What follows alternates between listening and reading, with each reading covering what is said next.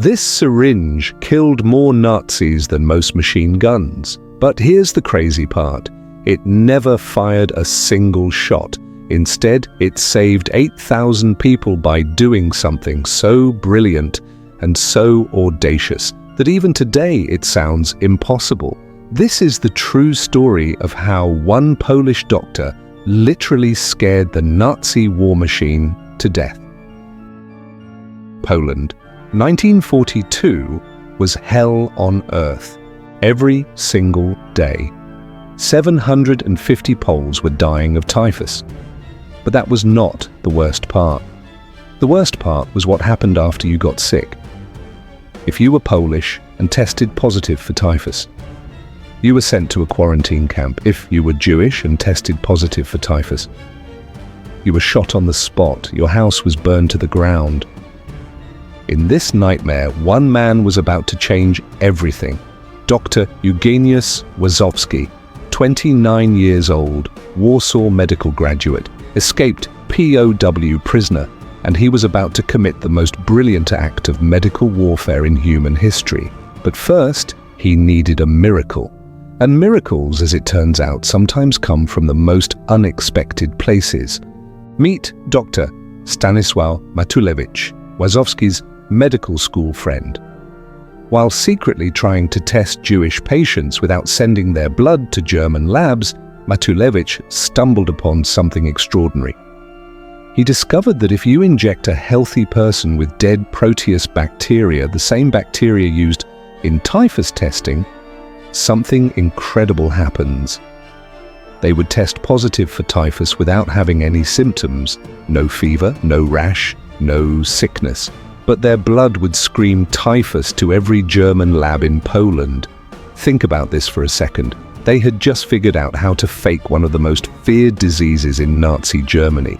But here's what made this discovery absolutely revolutionary.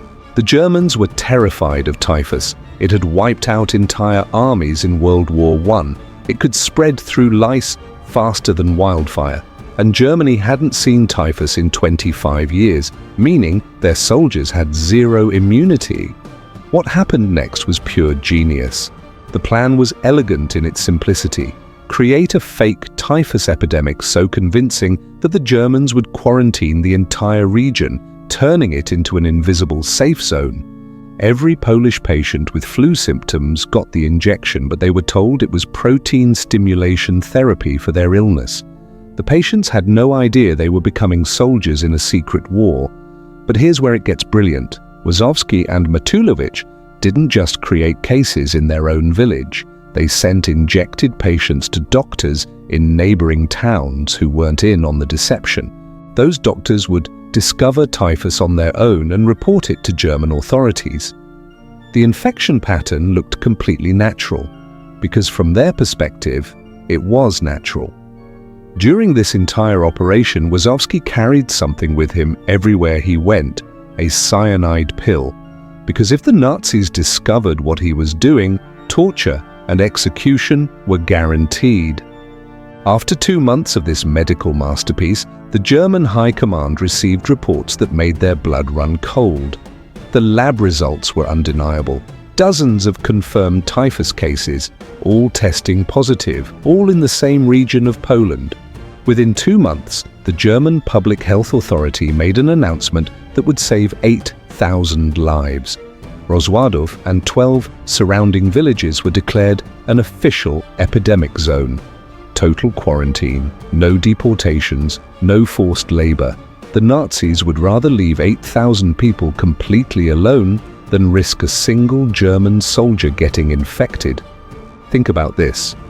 Without firing a single bullet, without building a single bunker, 2 doctors with syringes had just made 8,000 people invisible to the most powerful military machine in the world. For 2 years, this worked perfectly.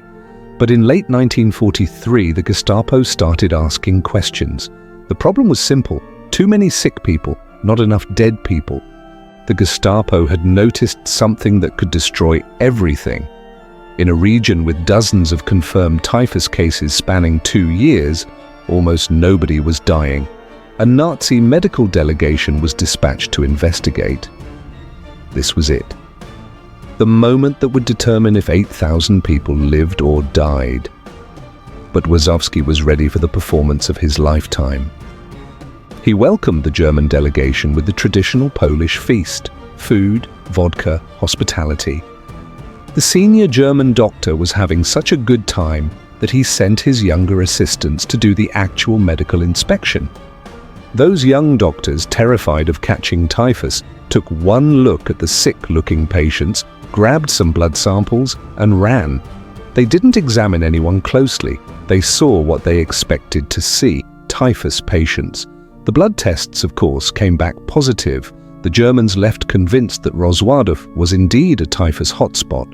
The deception held, but as the war neared its end, one final twist would test everything. In 1945, the Soviet army was literally across the river from Rozwadów. Liberation was days away, but the Nazis were taking their final revenge on Poland. A German soldier, one Łazowski had secretly treated, approached the doctor with terrifying news. The Gestapo knew. They knew Łazowski had been treating Polish resistance fighters. They had been keeping him alive only because of his crucial work containing the typhus epidemic. But now, with the war ending, they were coming for him. Łazowski had hours, maybe minutes, before the Gestapo arrived. The Łazowski family escaped just before the Gestapo kicked down their door. Even his enemies couldn't help but respect what this doctor had accomplished. For 32 years, this incredible story remained buried in classified files. Dr. Łazowski moved to Chicago, became a pediatrics professor, and never told anyone about his secret war. It wasn't until 1977 that he and Matulewicz finally published their story in a medical journal. In 2006, just months before his death at age 93, Łazowski returned to Poland for the first time since the war. He was greeted by hundreds of people, survivors, their children, their grandchildren, entire family trees that existed because of what he had done. At 93 years old, this quiet hero finally received the recognition he deserved. His words were simple. "I was not able to fight with a gun or a sword, but I found a way to scare the Germans." Let's put this in perspective.